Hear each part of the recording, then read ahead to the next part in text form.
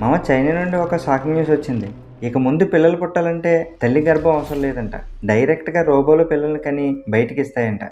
ఇదేదో science fiction cinema అనుకోకండి, ఇది నిజంగానే జరుగుతున్న టెక్నాలజీ. ఈ ఆర్టిఫిషియల్ గర్భాశయం అనుకున్న రహస్యాలు ఏంటో తెలుసుకుందాం రండి. దీని పేరు ఎక్టోలైఫ్. ఇది ప్రపంచంలోనే మొట్టమొదటి కృత్రిమ గర్భాశయ కేంద్రం. తల్లి కడుపులో బిడ్డ ఎలా పెరుగుతుందో సరిగ్గా అదే వాతావరణాన్ని ఒక మిషన్లో సృష్టిస్తారు. బిడ్డకు కావలసిన ఆహారం, ఆక్సిజన్ అన్నీ సెన్సార్ల ద్వారా కంప్యూటర్లే పంపిస్తాయి. తల్లి నవమాసాలు మోయాల్సిన కష్టం లేకుండా బటన్ నొక్కితే బిడ్డను చేతికిస్తారు. మామ, ఇందులో అసలైన కిక్ ఏంటంటే బిడ్డ కళ్ళ రంగు ఎలా ఉండాలి, ఎంత ఎత్తు పెరగాలి, ఎన్ని తెలివితేటలు ఉండాలి అనేది కూడా ముందే డిసైడ్ చేయవచ్చు. జెనెటిక్ ఎడిటింగ్ అనే పద్ధతి ద్వారా మనకు నచ్చినట్టు బిడ్డను డిజైన్ చేసుకోవచ్చు అన్నమాట.